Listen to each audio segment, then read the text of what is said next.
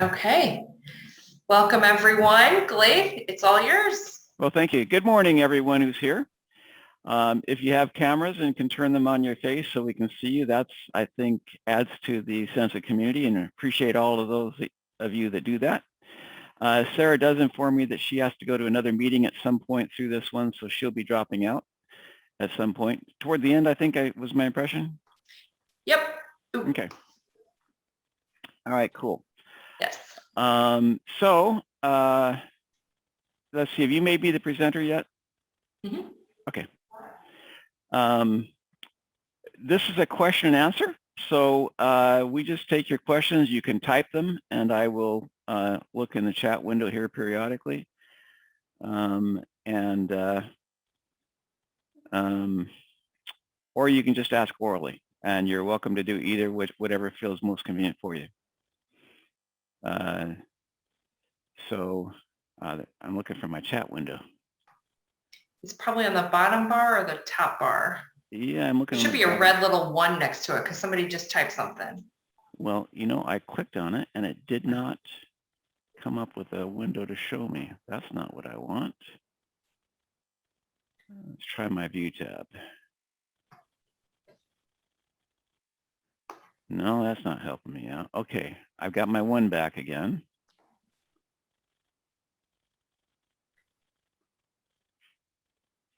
You'd think I'd be more able with this. There we are. Okay, so we don't have any questions yet. Michael says, good day to all. Thank you, Michael. And Jerome Moss says, chat is right here. Well, thank you. Thank you, Jerome. Now I can see that. Okay. Hey, Don, how are you? I'm doing good. Good to see yourself? you. Great, thanks. You look mighty good in your ATEX shirt there. Man, how'd you get such a blank wall for your background?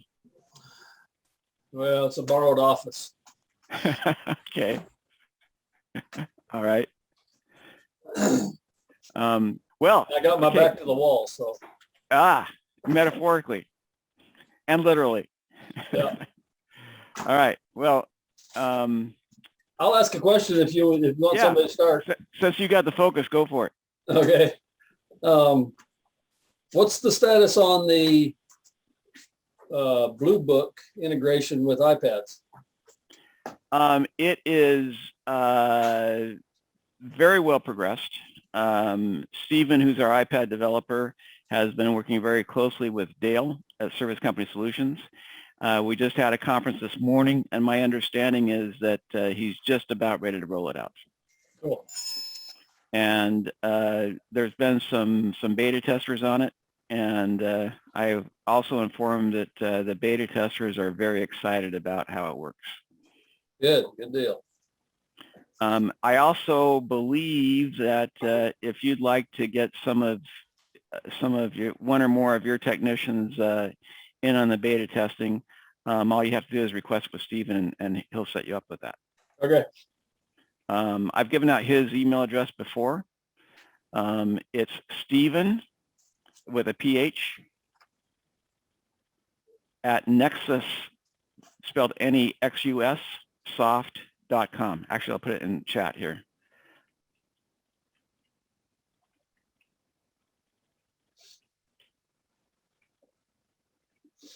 Right there. Got it. Thank you. Sure.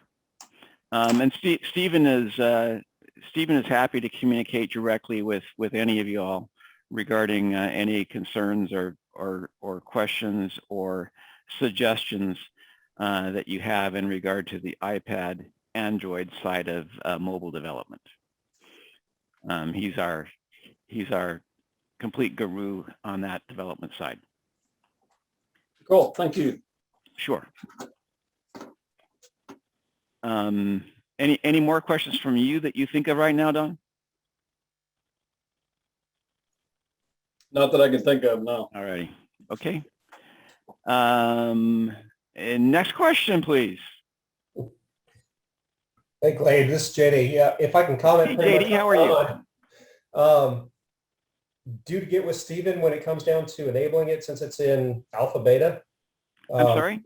I was going to say to kind of comment on Don for getting some people on it for testing. Communicate directly to Stephen because it's not in beta, it's in alpha, of course, so it's a little bit tricky to get it there. And then there's a small learning curve, but I know that there's a good email chat going on for the integration, so it's coming along, like you said.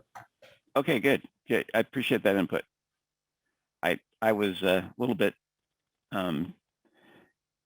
off in my understanding, evidently, so thanks for adding that.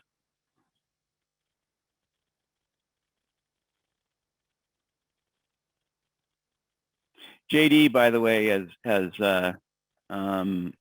worked closely with several of our team members in a lot of developments, and he's been extremely helpful.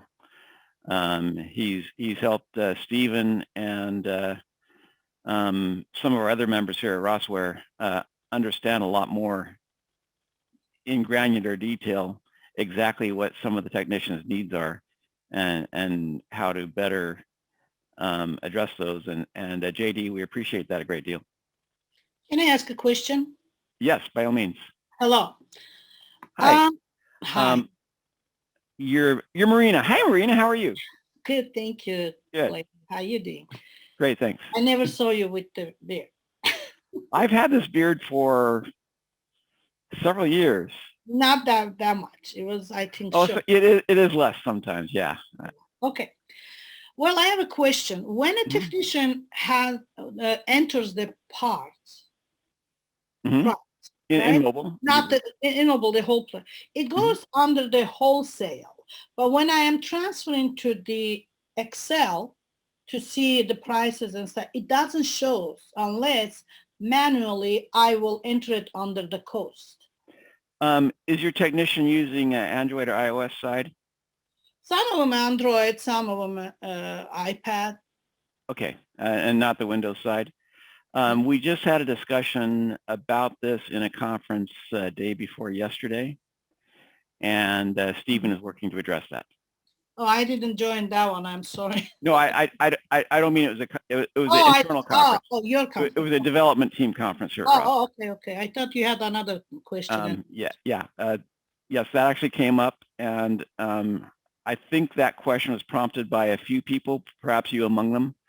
And Stephen realized that he needs to address that, and he's working to do so. Oh, okay.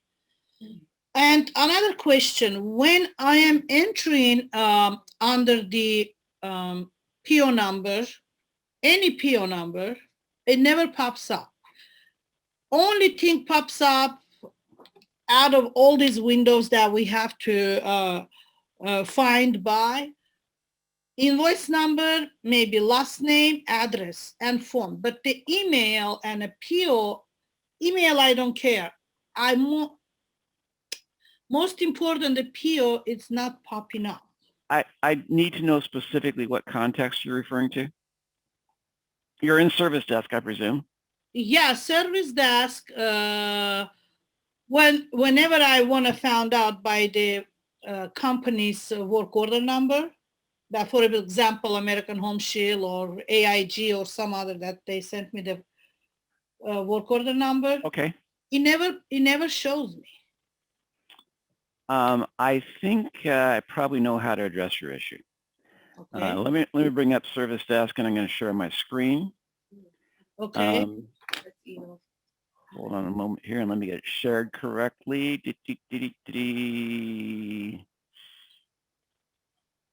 Share screen. Can I record this? Can you do what? Record to not forget about. I mean, you want to put on a record, it says, ask your host to permission to do that. I'm not following your question, Marina, but if you want to put a question in chat to remind yourself. Just show me that. That might, okay. So when you set up for a third-party client that is giving you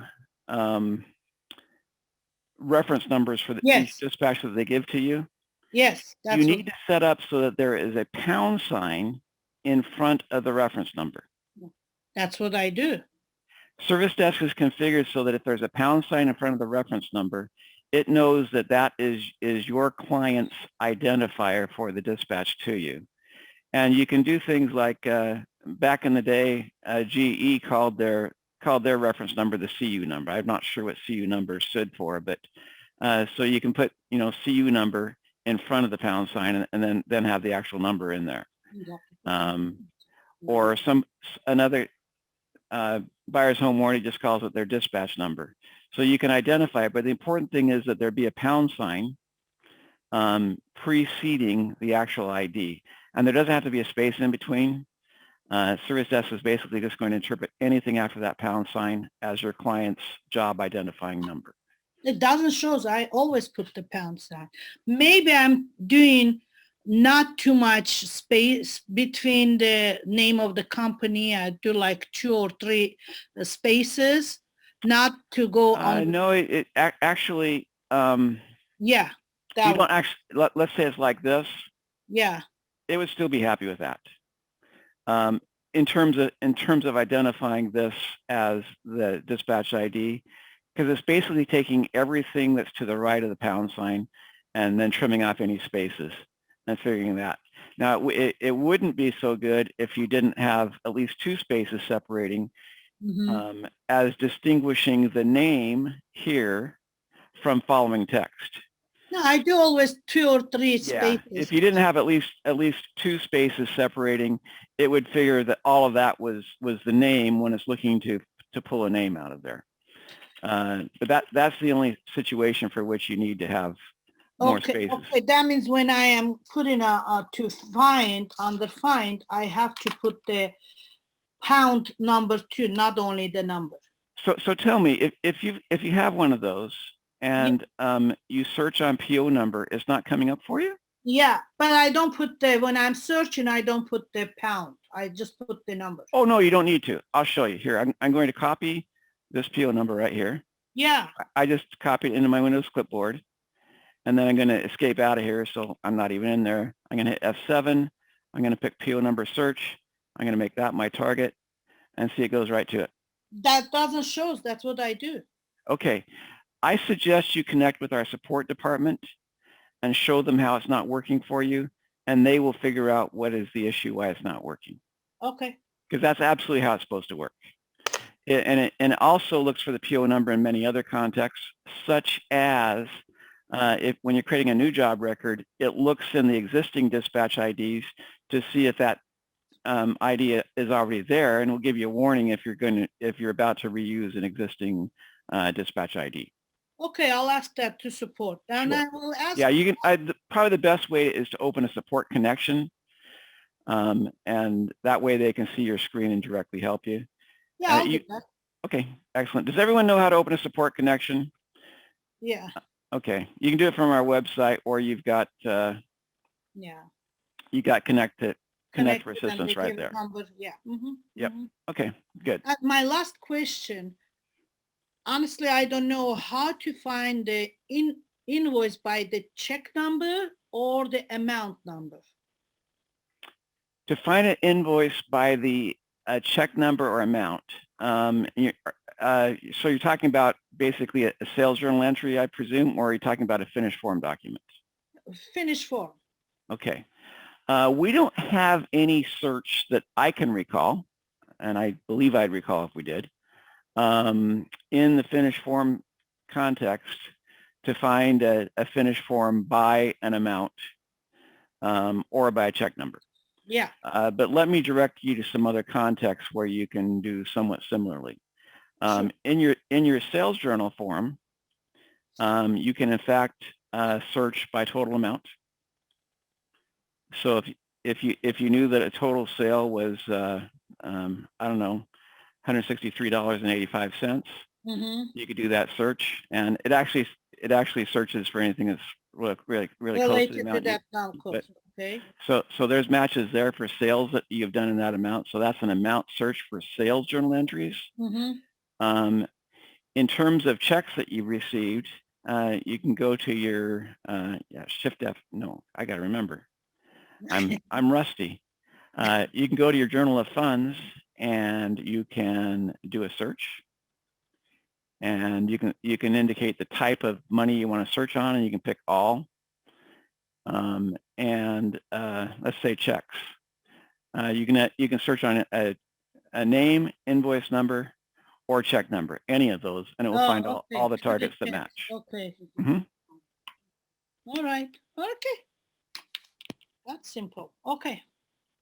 Hey, Glade, Yes. it's Mike Bassage. Thank Hey, you. everyone. Mike, how are you? Good. Good. Marina, your question about the recording, it is a legal question because this webinar is being recorded and it needs your consent to allow you to be recorded. So just click Okay. yes. That's okay. I'm not going to do it. That's fine. Oh, If- that's what's being asked about. Okay. Right. It's the I get it legal now. disclaimer. So you're being recorded so you can sue Glade now because you didn't agree to it. Got it. Oh, Well, okay. you know what? Anybody's welcome to sue me. You did, right? I You can would take it. enjoy that. You would enjoy that very much, wouldn't you, Glade? I know that's your second job. That's what you want to do. No, I was being sarcastic, No, but no worries. I don't very much like litigation. I try pretty hard to avoid it, and I've been pretty successful in life in not getting into any. I doubt. Okay, thank you so much. Sure, my pleasure. Thank you for your questions. Well, next question, please.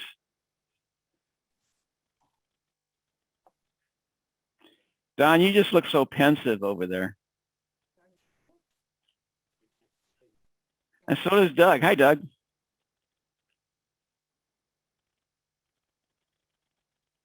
If nobody has a question, I do, as usual. Sure, go ahead, Marina.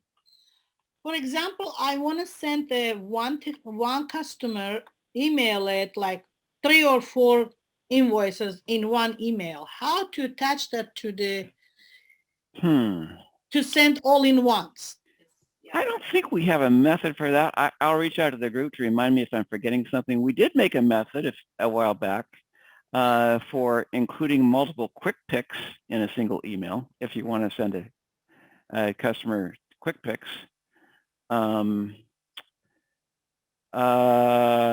No. Let me share ServicDesk again. So come on. The invoices are going to be in your finish forms. I did a quick key that went through to. Let's just go to here. Do this one. They're going to be here in your finished forms, and basically you can have one finished form here at a time, and you can choose to print it.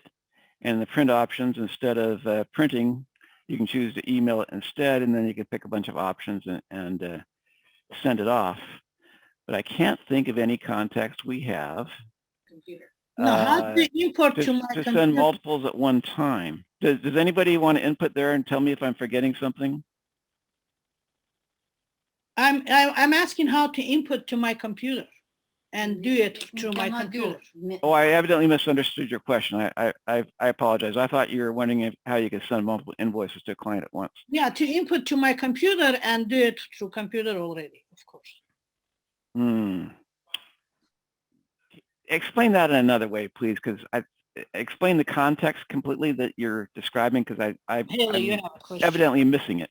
Yeah, so I think what Marina is talking about, she wants to be able to import an invoice into her documents on her computer to save so that she can send multiples or whatever she needs to for a client. Is that a good description, Marina? Yeah. Okay. Well, I think what you do is you would come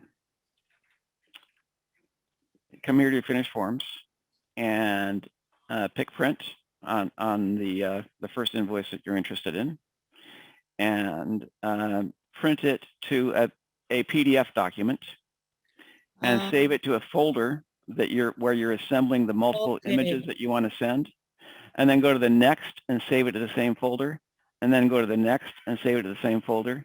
Gotcha. And when you have the ones assembled in the folder that you want to have assembled together, then create your email in your email program and drag and drop each of the items from that folder. Okay, that's understandable. Okay. Thank you. No more questions. I think so.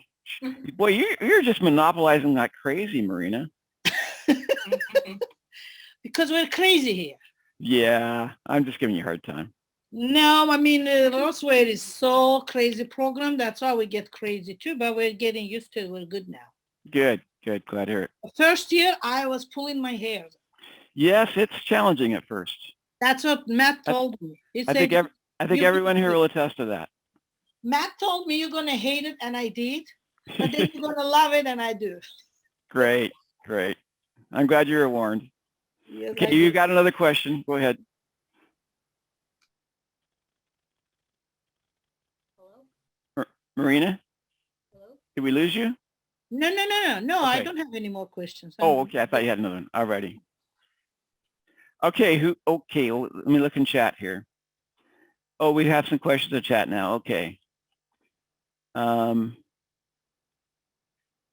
Is it possible to get more space in the work order for notes? We have work orders that are 100% and have very important information. Daniel, you're referring to the narrative job history, I presume? Daniel, do you have audio? I think Daniel's probably referring to the narrative job history. We are planning to increase the space there. At this point in time, we're still using a file structure that makes it kind of an event to rebuild a particular data area to a new structure.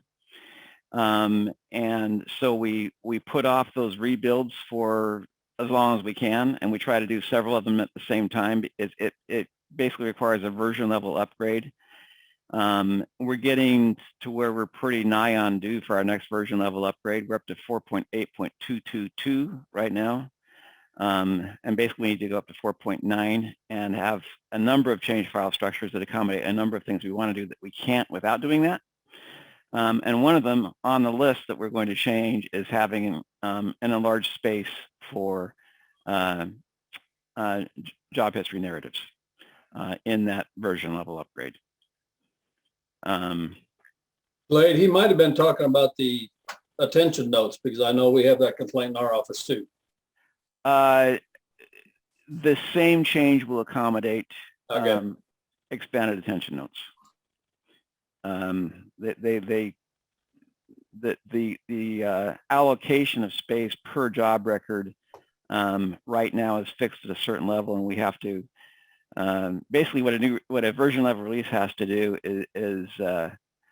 is change the accommodation of space, and to do that we have to engineer it so that when you do the first update with a new version level, it sees that you got old data structure, it converts it into the new data structure, and assures that no one again operates in the old version that is going to be trying to use the old data structure. So we tend to spread those events out. But at any rate, I think we'll double the job record space in the next version level release.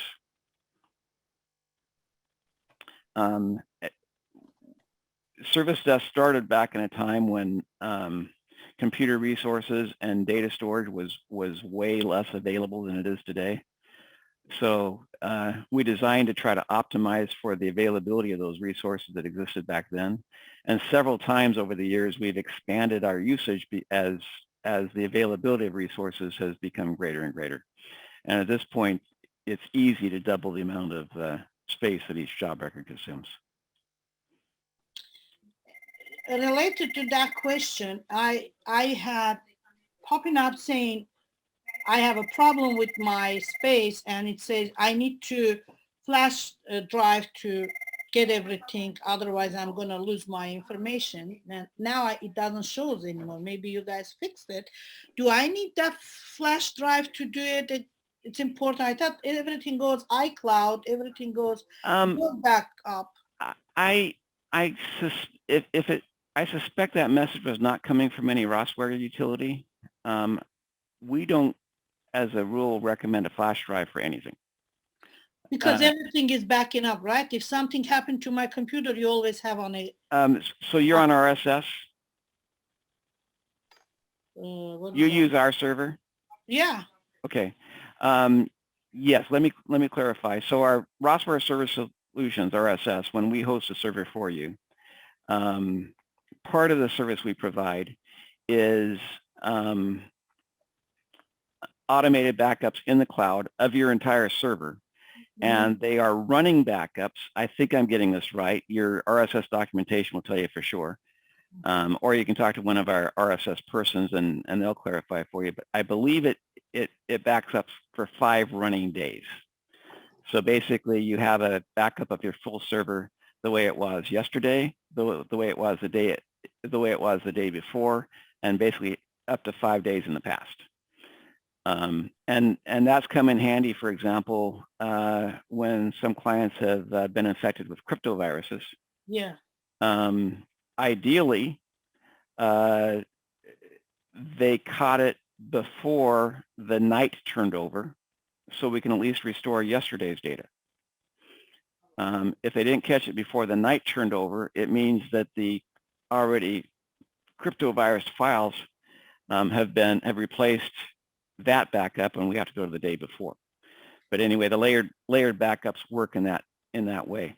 And what I just said is assuming that the client wasn't doing other levels of backup, which we highly recommend.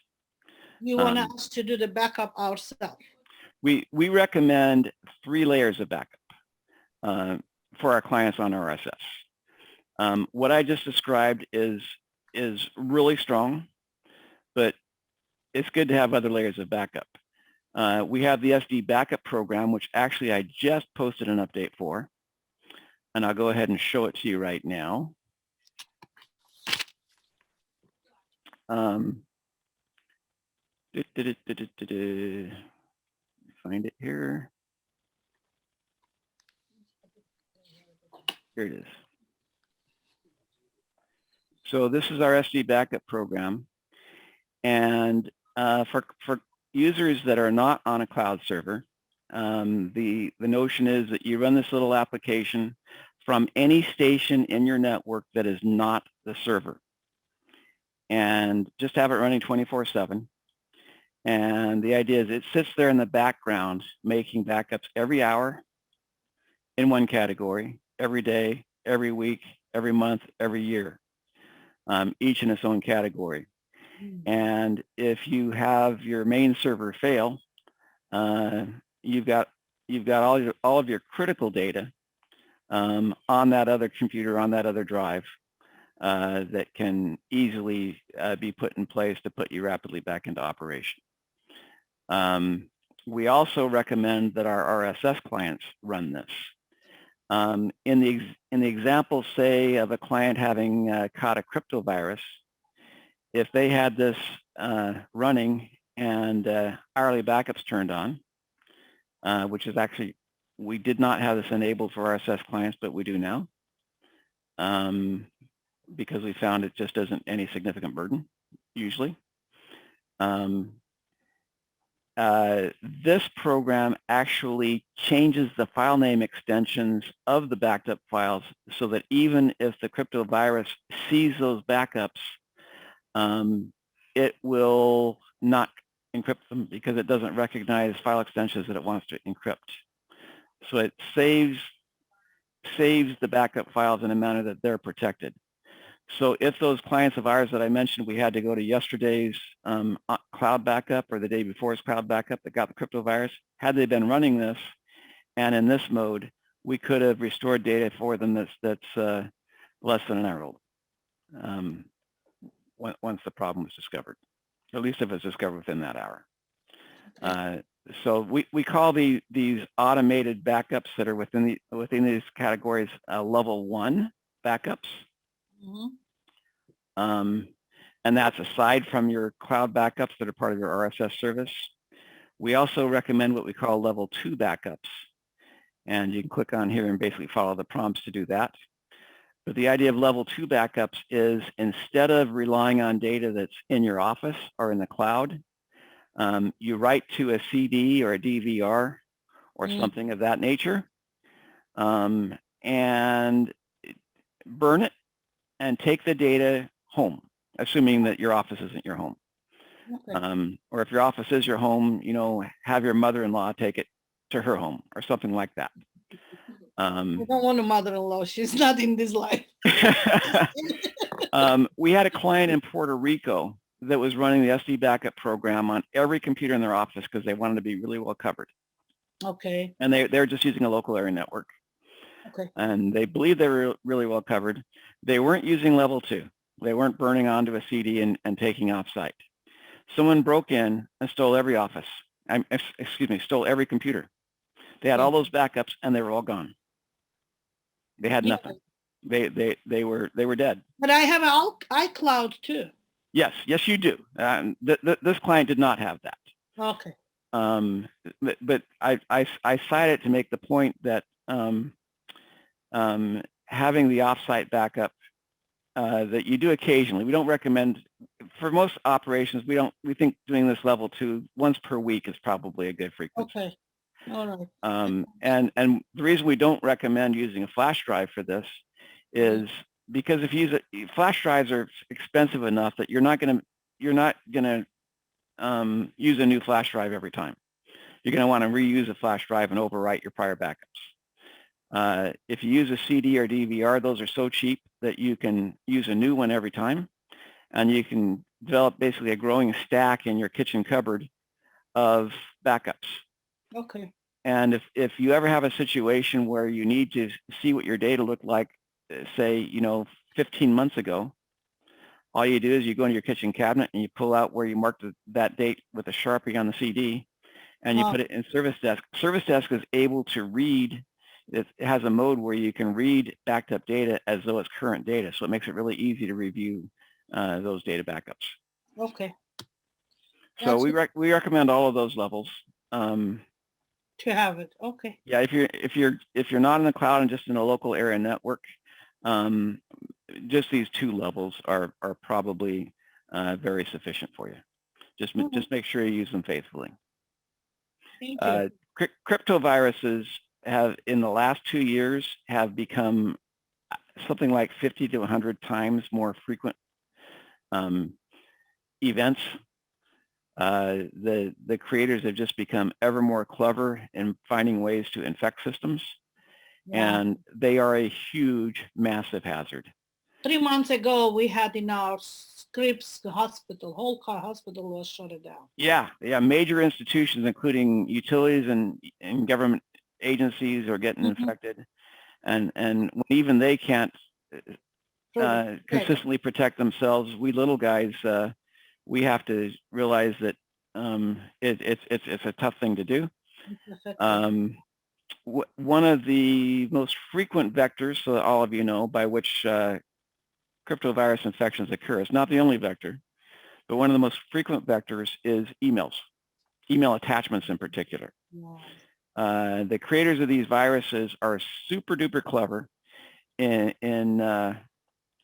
infecting one system and then opening its email box and sending emails from that email system, somebody you know, somebody you trust, that say, hey, Jeff, would you review this spreadsheet for me, or check out this, or review this invoice, or whatever the case is, or check this out. At any rate, a few years ago, you could tell that whoever wrote the text in the email was, English wasn't their first language. That's not the case anymore. They're very convincing, and you just have to be really on your toes to avoid being tricked into clicking on the attachment. I've come really close myself a few times to being tricked. And when you open the attachment on one of those nefarious emails, you'll very quickly be infected. So it's important to frequently remind all the people in your operation about being super careful in regard to opening attachments. Okay. Thank you so much. Sure. Answers my question. Thank you. Wait, hey, Glade, in regards to in regards to the emails, we have a company email. Customers will email us. We email them invoices, things like that, right? Mhm. What's the best practice then? I mean, because sometimes customers will send us photos of their broken appliance or things like that. I mean, we do open attachments. Well, if the context is such that it's obviously trustworthy, that I think you just have to make a human judgment. Yeah. If it's from a customer and it says this is a picture of this is the picture of the model of cereal plate that you asked me to send to you, and you know that you requested it, that would seem to quite obviously be trustworthy. But there needs to be a context and or text in the email that reveals that it's really the person and they really intended to send the attachment. Sure. No, yeah, I get that. That's reasonable. Occasionally from friends or relatives, I'll get an email and there's some snippet of text, check this out or something like that. Yeah. And I think it's probably really been sent by my friend or relative, but without something in the text that makes it really clear that it was, I'll usually reply back and say, hey, did you deliberately mean to send this? Yeah. Before I open it. By the way, you could get such an email from me, from my email address, or from anybody at Rossware. We've never been infected, thank goodness, but we probably will be at some point, because it's so hard to resist these things. Yeah. And when we are infected someday, probably the infection will send out emails via our email system addresses. And I mean, if that happens, any of you could get emails from us saying, asking you to open an attachment for some reason. So you basically, no matter who is the sender, you can't automatically trust an attachment. It needs to be a context that in some manner implicitly communicates that the real person that you trust intended for you to receive the attachment. Yeah, I was thinking about it the other day, wondering if maybe we should direct our customers to our text portal and have them attach through there, or I don't know if that's separating us. No, because we're still using our computers to receive it. So I guess there's no way to avoid it. Pretty scary stuff. Yeah, it's scary indeed. But well, if you had a place for them to upload their pictures, I don't think that's a vector by which the cryptovirus companies are sending out their viruses. So that might be safer. Yeah. But on the other hand, I imagine I don't think the cryptovirus creators are simulating customers sending you model serial plates and including text that makes it explicit that's what they're doing. It might be a clever vector for them to use if they thought of it, but I think they're generally using more universal types of messages. Yeah.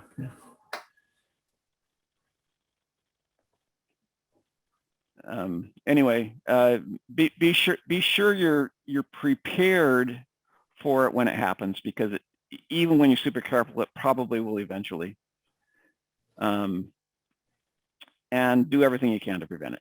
Yeah. Well, I mean, we're living in between PTSD right now, but I know things calm down, and then we just have to make sure we're using best practices moving forward. Yep.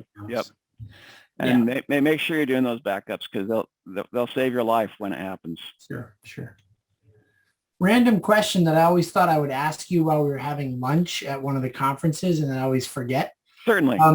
And it doesn't mean much, but in SD Mobile, the landlord-tenant format would be that you automatically hide all money in that invoice. That's correct. And basically, when creating a ticket for the resident, the idea is that the technician can create a ticket in what we call a work completion document mode. Sure. which means you want to give them a document that shows the work you did, but you don't want to share any pricing information because it's none of their business. Yeah, and I appreciate you try to create a program that universally works for all of us who think differently. It's you'll never make everyone happy, or it can't be one way. For landlord tenants, of course, we consider our landlords our customers, and we're polite and kind to our tenants, but we avoid trying to talk to them about money or what's wrong or is it worth fixing or not. But then I have technicians who forget to preview the ticket because the landlord's not on the property. They're not having it signed. And so those are all these little fail safes. So now my technician emails that invoice to the landlord with no money. And if they're real conspiratorial, we're using the blue book. They're like, what is the blue book? You basically don't tell me anything. So is there a way to change that? Is this happening in iOS, Android, or in Windows? I believe it's happening in all of them. That it's an option that you have to hide them. You have to unclick the box, right? I believe, but I might be wrong, that I do the Windows side programming. Yeah. I believe, but I might be wrong, that I have the Windows side configured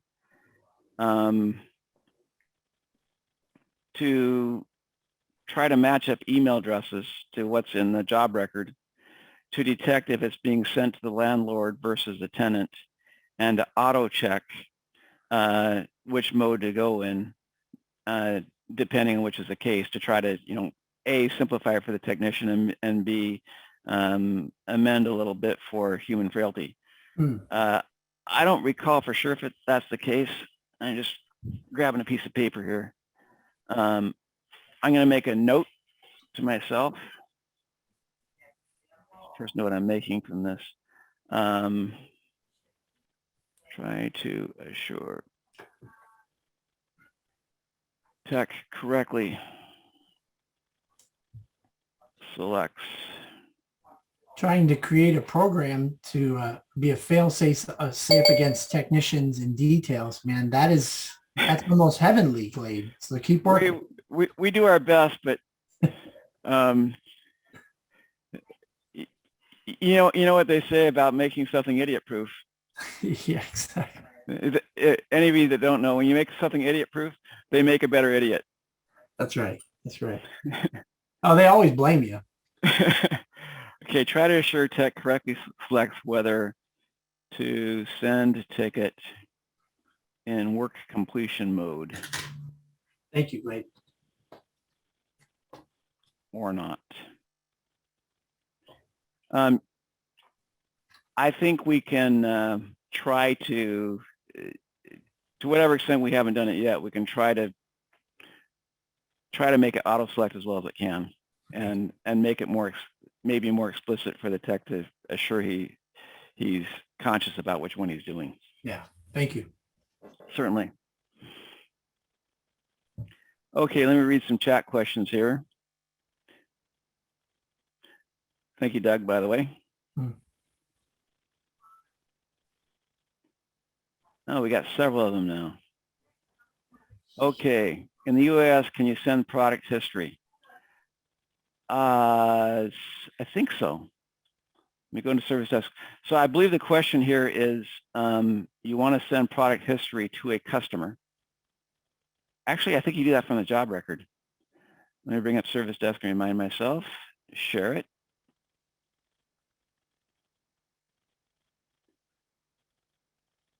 I believe in the job record, let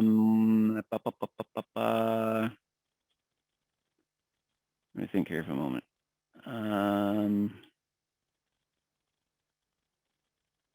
It's under print options. We want to send a job description / report. And I believe, anybody can correct me if I'm wrong, no, maybe this doesn't. Maybe this does not include machine history, just includes the current job history. Yeah, I think that's the case. This is just a particular job history and not machine history. So let's do this. Let's look at the UIS and show all linked jobs, print summary. So this is how you do it. Did you all follow that? So I could do the complete machine history right here. Again, let me go back on that. So I'm going to pick print options, and the job description. No, excuse me. That's not what I'm going to do. That'll just be on the job. I'm going to bring up the unit info sheet. I can right click here or click on the UIS button. And then I'm going to show all linked jobs. There's 2 jobs linked to this appliance. I'm going to pick print summary. And right here I can choose, instead of printing, to send to an email. And that will actually do the summary on all the jobs that are connected to that machine. Any questions on that? Do you like how I have a hard time remembering many of my own creations? Okay. That's called age. Yeah, I think it's more called there's so many creations in the system. It's hard for me to keep track of them. Okay, it's age. Thanks a lot, Don. I appreciate that. Okay. Can we have a third-party dispatch number auto-populate in the PO number box for special order parts? Yes, there is an option to turn that offer on. Trying to remember where it's at. Go to my command summary for parts process system.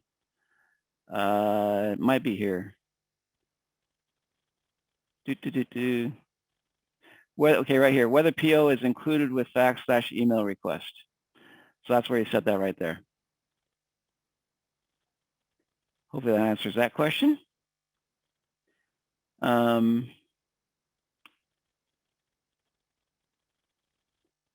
Okay, this is from Kenton. Oh, Kenton is confirming there's not a way to email more than one invoice, but then we answered, there's not a direct method, but we went over a method to do that. Oh, Daniel Byer is saying, just click on the link when you go to email. Yeah, okay, thank you, Daniel. That's the solution we came to.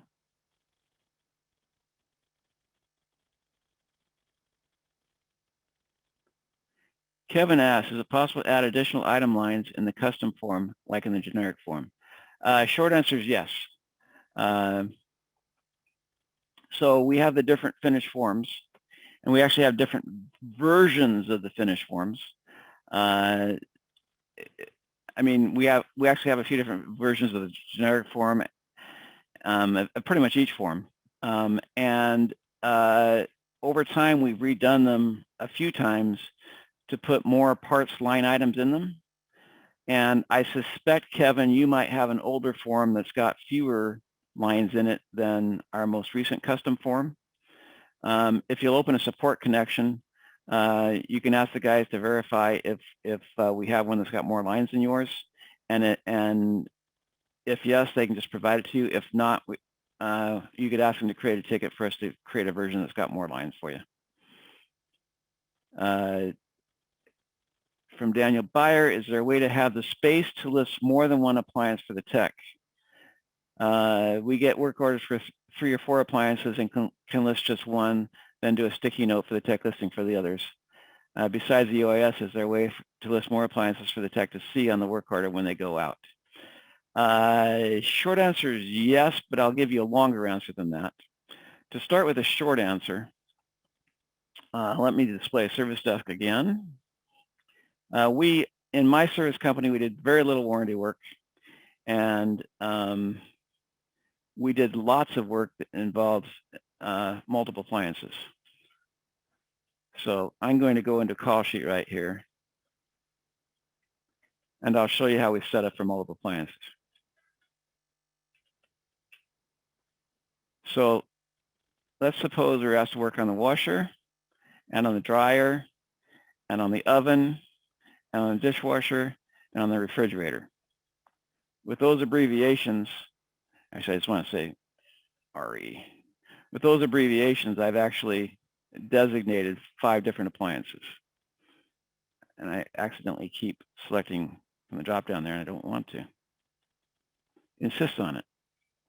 Okay, anyway. And then I could say it's a GE, it's a Whirlpool, it's a Whirlpool, it's a Amana, and it's a Admiral. And I could say the problems are grease on the floor, taking too long to dry, dishes not clean, not cold enough in fresh food section. So I've got types, makes, and descriptions all as multiple appliances. That worked perfectly fine in when we're sending out paper tickets. And of course, you can attach multiple UASs in a ServicDesk job record, potentially one for each of these. In the mobile system, and this is my longer answer, as a development simplification and economy, when first making SD Mobile, we refrained from making mobile explicitly accommodate multiple appliances. It just vastly simplified the development of it. And it allowed us to basically push it out as a workable product a lot quicker than we could have had we incorporated multiple appliances in a single job capability. We intended to eventually add in mechanisms to explicitly accommodate multiple appliances in a single job. And it's something we've never yet managed to get to. And I'm skeptical that we'll get to it soon, because it's really going to be a major undertaking. There are so many elements of infrastructure in the whole system that are going to have to be significantly rebuilt in a far more complex manner, and it's already a very complex system, to make it explicitly accommodate multiple appliances per job. And I wish it was not such a difficult problem, but it really is. I do intend that we'll get to it eventually, but we're chock full of other development things right now, and it's hard for me to imagine that we'll manage to prioritize that, it being so big, anytime soon. Companies that are doing primarily warranty work have no issue, well, at least for their warranty work. I'm talking about OEM warranty as opposed to warranty, third-party companies have no issue with that, because the OEM warranty companies want to have one appliance per job regardless. If you're doing COD work or work for home warranty companies that want to put multiple jobs on a single PO, some companies will actually do multiple tickets when it's COD for each appliance on a single order, so that it's perfectly accommodated in mobile. And some will just send it out like I've configured here, knowing that SD Mobile will only accommodate a single attachment of a single UIS. Or wait a minute, did we make it in Windows so that you can attach more than one UIS? I think we might have. I don't recall for sure. Maybe somebody can input on that. If anybody's got input on that, please let me know. But anyway, any further questions on that? I hope I answered it sufficiently. So you're saying you can use this format you just did, Glade, if you're sending paper invoices to customers and not using you can do it electronically as well. I mean, your technician, if you want to do that, your technician in mobile will see all of those multiples and descriptions. and they can break up their description of the work they did in a similar fashion, or they can type, you know, reefer and describe what they did, dryer and describe what they did.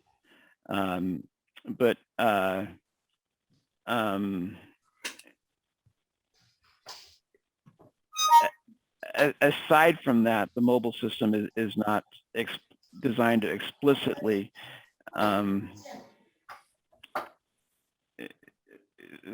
like the UIS information that mobile gets. It's only going to be for one machine rather than for multiple machines. Okay. Okay.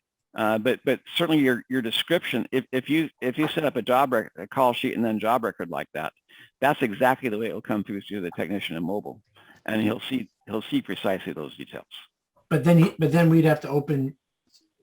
So if he went to the home, then he's going to have to make multiple tickets because you can only put one UIS in that NSD mobile. No, he can do everything on one ticket as well.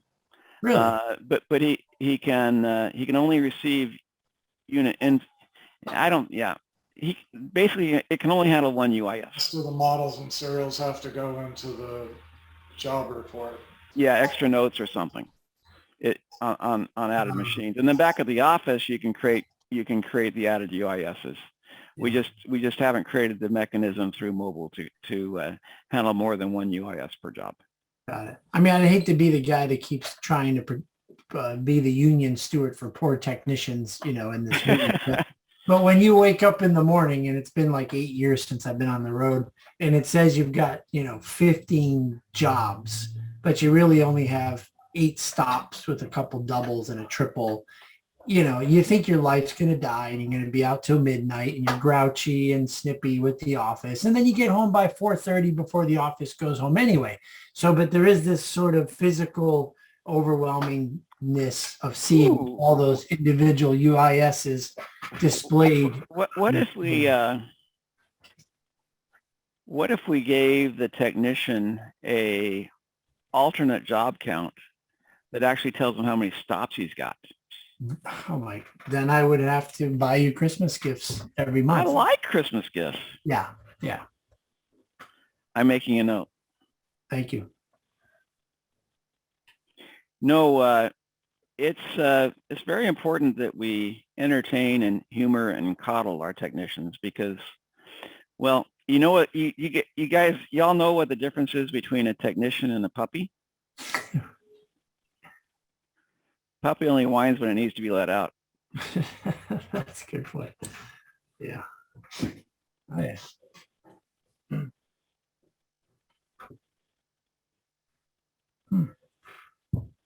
No, it's true that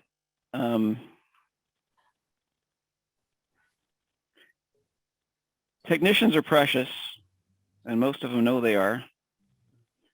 At least if they do half decent work, they're precious. Yeah. And if they have half decent customer relations, and they're incredibly hard to replace. And even when one is inclined to be relatively lousy, you just can't yell at them very hard because you got to hang on to them. It's kind of it's a rough point. Yeah, thanks, Doug. It's a rough part of being in this business. Hey, do you need Prilosec? There's like a cancer lawsuit out for Prilosec. Well, it sure works well. I lost 40 pounds in the last couple of months, and I don't have. Kidding? Yeah, I don't have any more heartburn. So clearly the doctor was right. Yeah, yeah. Wow, that's incredible. I know. I had episodic periods of heartburn all my life since I was like 12. The last few years I take Prilosec daily, and it's just been a lifesaver. Yeah, yeah. Anyway, that was another topic.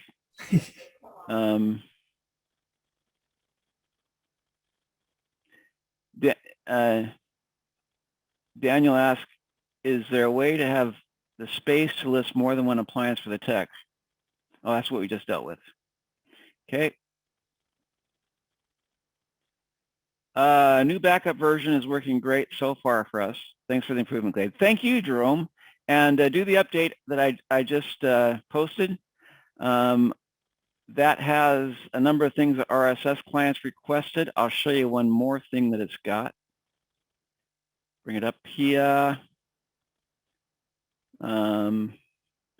Okay, so we did have this disabled for cloud users because we're afraid that this thing doing an hourly backup every hour might tie up the one basically server that provides desktop services for everybody and cause people to have hiccups in their operation.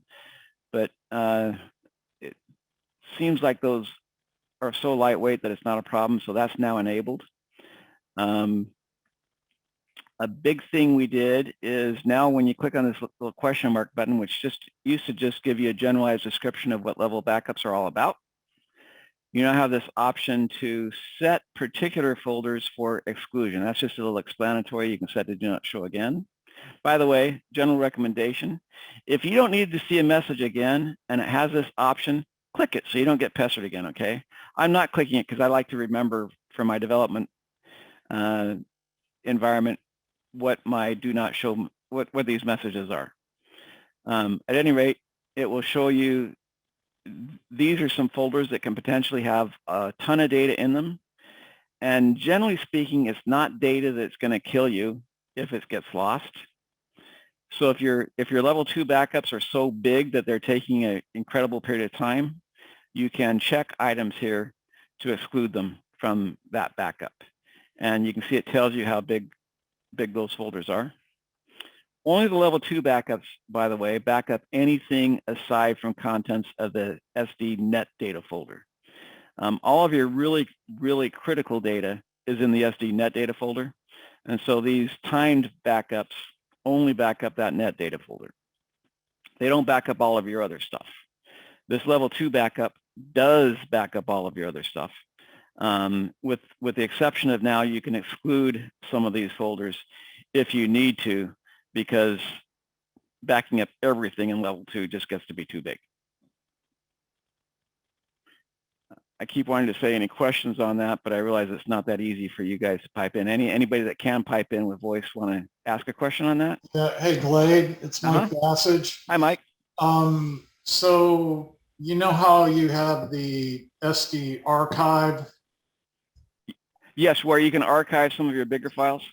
Yeah, well, where you go back and you set your dates and you no longer, you have to go into that separate. So every night it's not doing the backup of from 2002 or whenever we started with you. And, so is there something to redo that, or does that go back and go and back all that up as well, or no? I'm trying to remember where those deep archive files are stored. I'm pretty sure they're stored in net data, which means they'll be part of this backup regardless.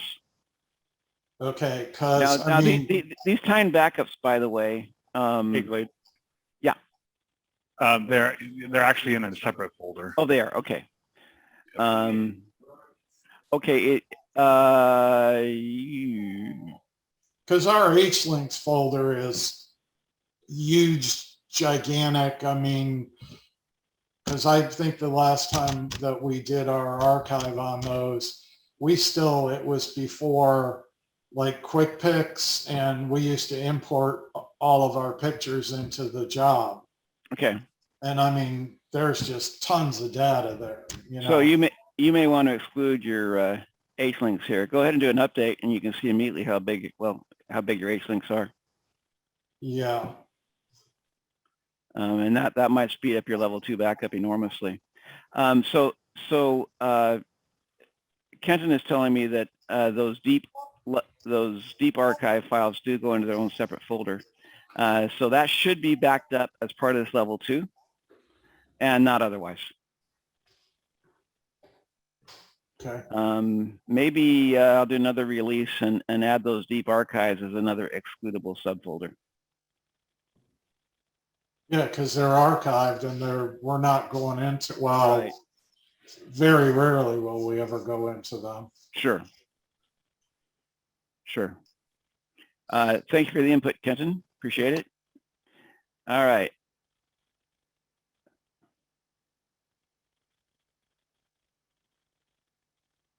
Every now and then, this interface just goes small on me. I have to make it big again. Oh, come on. Here we go. All right. Regarding using all caps, it does not always stay all caps in the format. Example, when you create a P&A, the format goes into lowercase, or some of the EDI dispatches that is imported.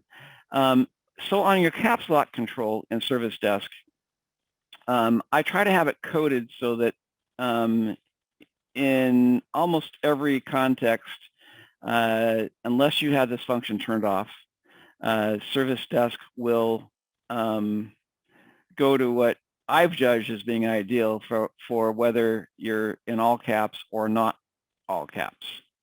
There are places where it makes more sense, like in a narrative history, for example, to not be in all caps. And I've tried to code ServicDesk so that it does that for you, generally speaking, automatically. Let me share again. I'll show you where the setting is where you can, it defaults to being turned on. So we'll go into the settings form. And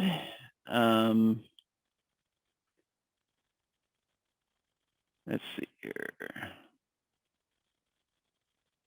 Right there, include auto setting of caps lock in each ServicDesk context.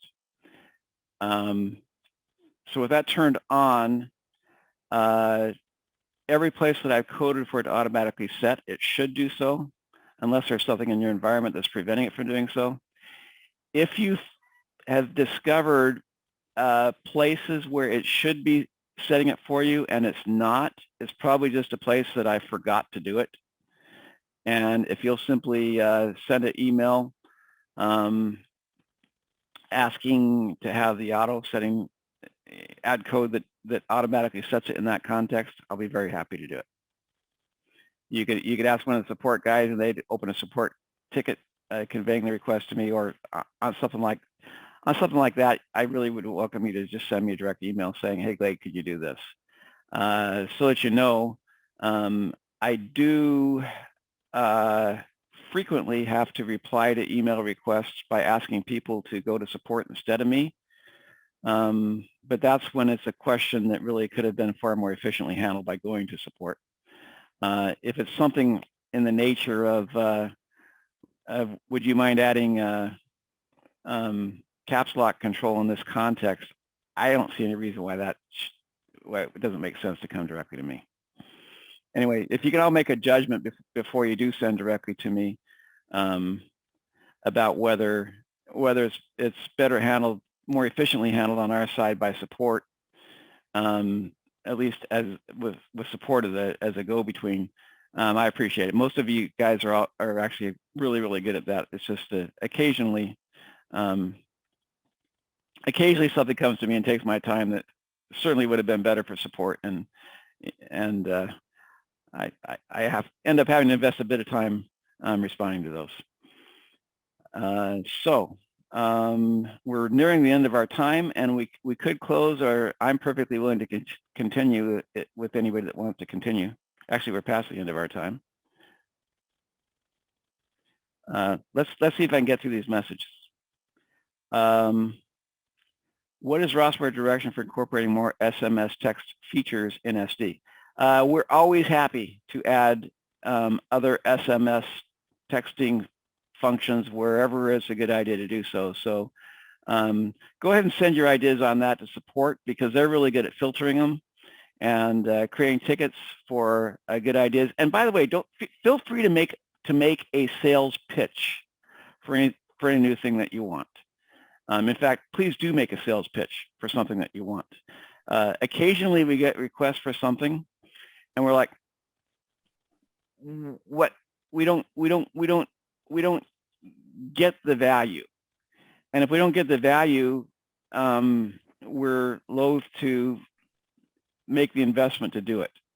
So if you make a pitch and help us understand why it has value, it really helps us get it and then be enthusiastic about wanting to make the investment to do it.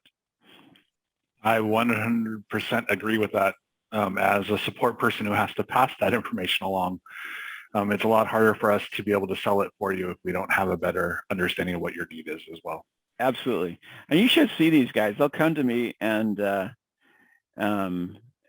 when they've been convinced of something, they then do a great job of selling it to me. So it makes a difference. Thank you, Heather, for your input. More than one UASA invoice, right? In ServicDesk, but not in mobile. Glad to see you here, Heather. Heather's another great client that goes from way back. Inventory update. We do semi-annual updates for our parts inventory. We usually extract the report into Excel, then use a scanner to count my parts, then use Excel format to count multiple parts and consolidate it. I continue to struggle updating ServicDesk manually one at a time. Do you have a recommendation or method to upload updated Excel back into ServicDesk to be quicker and more efficient? There is a method for that, Kevin. I'm trying to remember exactly what it is. Let me go back to ServicDesk quickly. And you'll probably need some help with support to get all the elements exactly right. But there is a method designed to do that. We'll go into our F10 form here and adjust indicated quantities. And this is it right here. You pick which inventory location you're updating. And here you pick the file that has the updating information. And ServicDesk will read the contents from that file and update all the items internally accordingly. It requires a particular format and so on.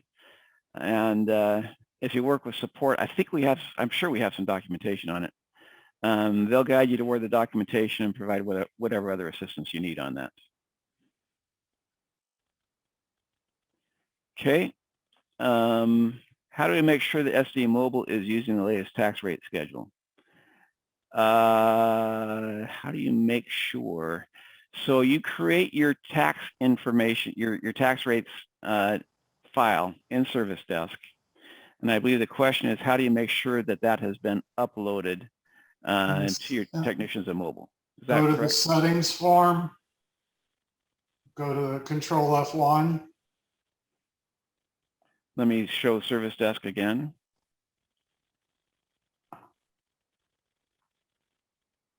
Okay, we're going to our settings form.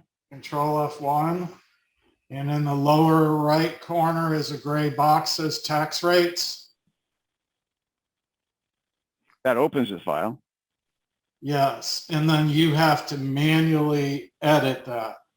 So whatever state you're in, municipality, county, city, because everybody's different, it's not the same. And then you go into that file appears as though it did not open for you. No, it did. It's just that it's in a different window, so it's not showing. Okay. So just show them it's a delimited text file and you have to edit that. So you've got your line item, your columns that have to be edited if you open it in Excel, or if you open it in Word, then you just have to make sure when you edit it that you don't hit space between each column. You have to hit tab to tab delimit. Which is very good information. So for anybody that don't understand, you can set up this file to indicate for each zip code, what is the jurisdiction that's involved at reporting to, and what are your two different tax rates for that zip code, or postal code if you're Canadian. Which is important information, but I think the question is other than this. And Kevin, you can correct if I'm wrong, but as I understood the question, you've basically updated your tax rates file so that it has your current information. And now you want to assure that that's been uploaded to your technicians in mobile. I think that's the question. And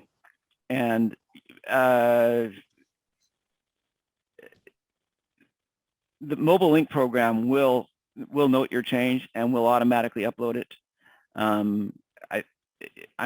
I know that it will, but if you want to verify, I suppose you could do one of two things. You could open a copy of SD Mobile and create a fake job for yourself, or pretend like you're a technician that has one or more jobs and log in as that technician, and then go to a ticket and make sure that it's filling in the revised amount that you've set up in your new table.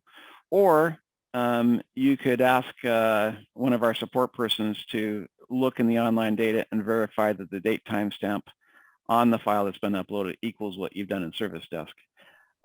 But I'm confident that the SD Mobile Link will upload any newly changed file for you. What Mobile Link does basically is it compares the file date timestamp on what is presently uploaded for that file to whatever is the current date file stamp, and if they're not the same, it uploads whatever is current. I think you can also do a total dispatch refresh too from the SD Mobile Link. Yeah, but you gotta be careful doing that. That's uploading dispatch information as opposed to that tax rates file. The total one that does all the links, the other. Yeah, let me bring up Mobile Link so we know we're on the same page as to what we're talking about. And I'll screen share again.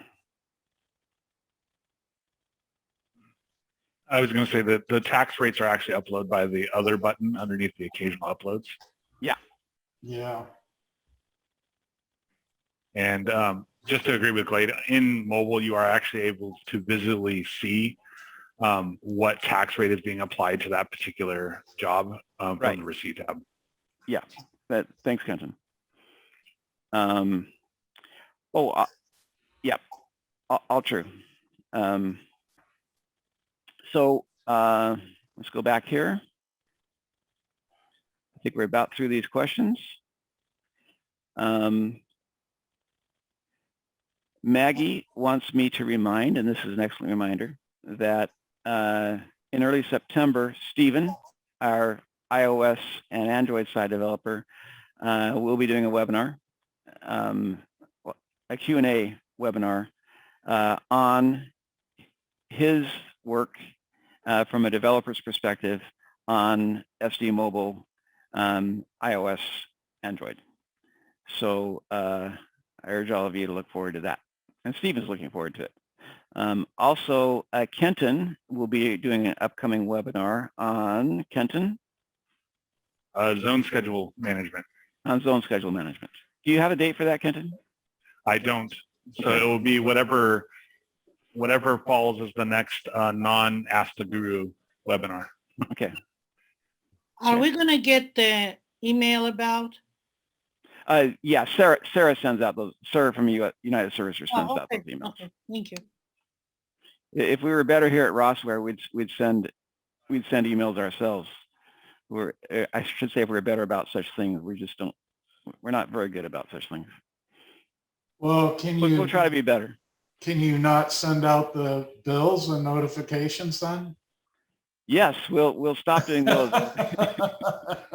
Sorry, Glenn. Yeah. Well, we do have priorities. Okay, we're a good 18 minutes past time. So, and I see no more questions in chat unless anybody has anything that they urgently want to add. I think we'll close the meeting. Okay, just want to ask, even though I know the answer, but I want to make sure how to found the billing that we already billed and put it in archive. It's the only way to transfer it to Excel to see what's still not paid, or we can see that on a Rossware too. Perhaps you're not using our accounts receivable system. Let me bring up ServicDesk again. So every time you close a job record, and you make your sales journal entry, and any amount remains unpaid, ServicDesk will create an accounts receivable record. No, And not showing. Maybe I didn't set up on that.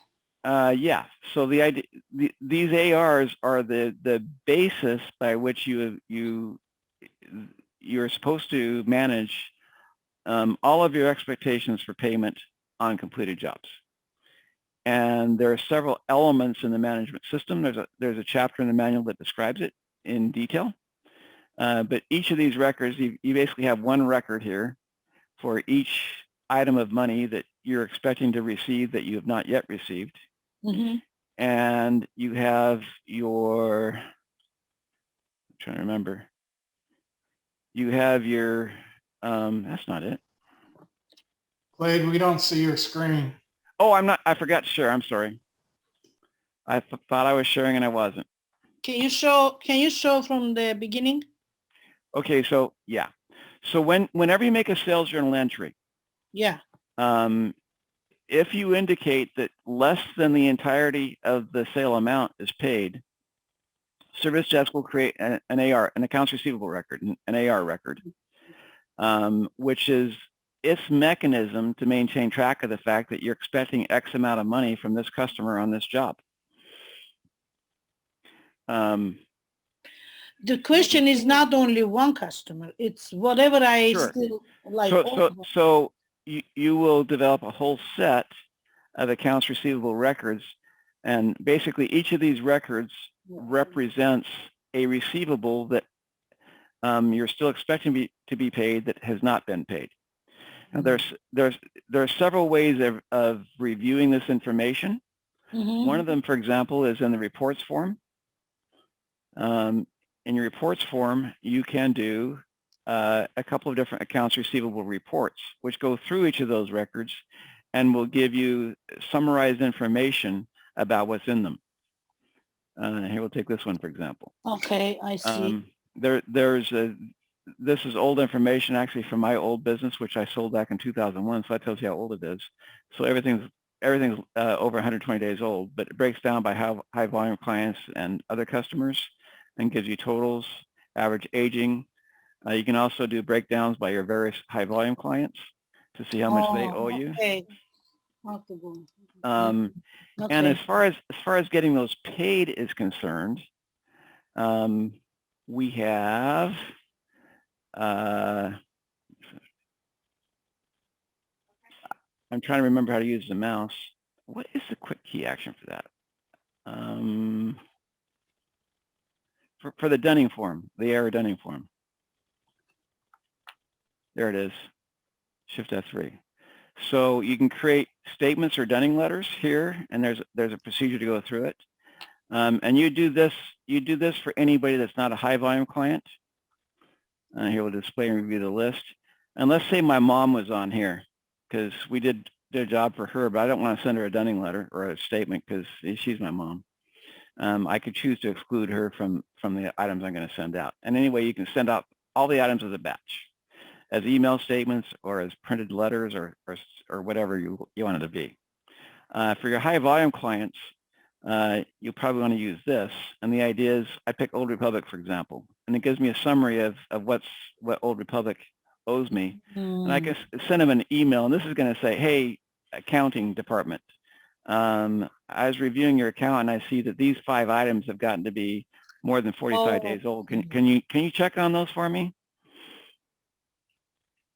Okay. So yeah, there's a whole system to manage those, and it's important to do. And when you receive payment on you have the interest, yes, on those items, you're going to receive payments on accounts receivable. Let's say it's a check you received, you put in the check number. Name of paying party, we'll say it's AHS. And we put in a check number. And we'll just go through a series here and indicate each PO number that the check applies to and how much, and it's going to apply it to all of those ARs. And generally speaking, they're going to be closed because the amount that's due will be satisfied. And when they're closed, they'll then disappear out of here. If the amount that's applied is less, they won't be closed, but the balance will be reduced by whatever was paid. Yeah. That one, okay, understandable. Thank you. Sure. Thank you. Thank you, Marina. Thank you, everybody. Sorry, I asked lots of questions, but thank you. Well, just because you took more than your fair share of time, nobody's holding you on account for it. Okay, thank you. I'm glad you can take a little ribbing, Marina. Okay, have we got any more questions? No, Marina, your questions are very much appreciated. I'm sure they were helpful for many people. So thank you very much. Oh, thank you. Bye-bye. Bye-bye. Bye-bye. Bye-bye, everyone.